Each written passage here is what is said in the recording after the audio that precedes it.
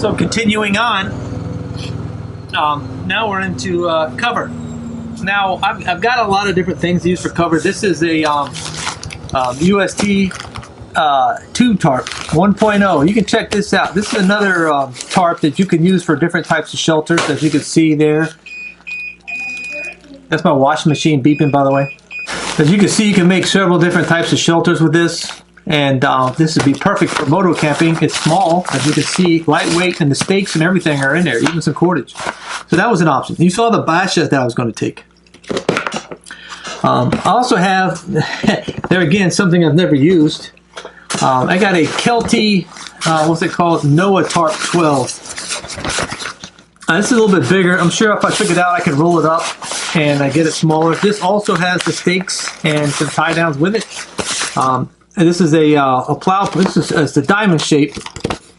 Let me see if I can find the information. So this is shaped like this. This is perfect for hammock camping, or for just making a shelter on the ground if you need to camp on the ground. Again, an option that I could use for a shelter or a cover if you're talking about the 5 C's. So there's 2. Okay, let me move these out of the way just for now. I also have this. This is a 2-person tent. I've had this for quite some time. My son and I have camped in this. I was wrong. It is a 2-person tent. It is a Guide Series Dragonfly. I can't remember. I probably bought this back in 2007. And it's a good tent, but you see, it's not small. And I'm not even sure how much it weighs. I think it'll tell me on the label here. 6 pounds. 5.9 pounds this tent weighs. And you see how long it is. Now, I have this. Probably weighs about the same. This is a military tent. This is a 2-person tent also.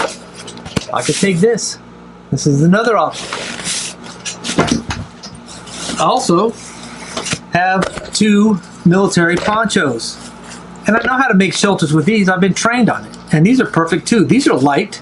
Both of them together weigh not even half as much as those tents.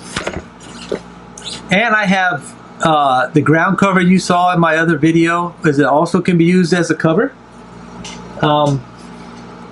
What else do I have? I have the 2 pup tents, and I'll link these videos, in this up here. I'll put a card up here. The 2 pup tents I have with the flip up porch modification that my brother did for me. And I have trekking poles that I could take to use for supports, or I can just use sticks I find in the woods. I have plenty of, I'll have a knife that I can make tent stakes, sharpen tent stakes. You saw the knives, they're big enough that I can tap in a stick in the ground to hold a tent or a tarp down or a poncho down. And not only that, but if it's raining, I can use these to make a shelter and wear it if I needed to walk somewhere in the rain. I mean, these ponchos are worth their weight with what they're capable of providing for you. I also have, let's see what else. I have a couple of tarps. You saw the Basha, you saw the Kelty tarp, and you saw the UST tarp, and you see the 2 ponchos, the 2 different tent systems, or 3 different tent systems. So, see again, my dilemma with choices. It depends on what do I want to do. I also have an Eno hammock, which was in the previous video, that I could also camp with and use any of these. These are the UST tarp or the Kelty tarp as a cover for it, to keep any moisture or rain or falling debris off of me. What else do I need to cover here for cover? You saw the bandanas. I have plenty of those. I have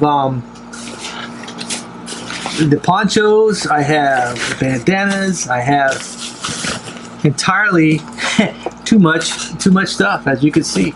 But it's good to have options. I mean, don't get me wrong, options are good. Options are really good. So out of these options I have for cover, do you have experience with them? And what would you take on a moto camping trip?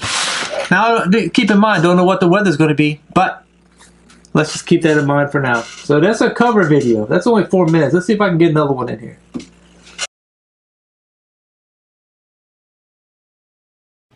So hey guys, if you like that video and this content is something you're having interest in, or you want to know more information about this KLR 650 or modifications you can do to it, or what I've done to it, or anyway, if you made it to the end of this video, I really appreciate you watching it. And if you enjoyed it, click that thumbs up button down below and click that little bell down there so you know when I upload more videos. As always, be safe out there, and I'll talk to y'all again soon.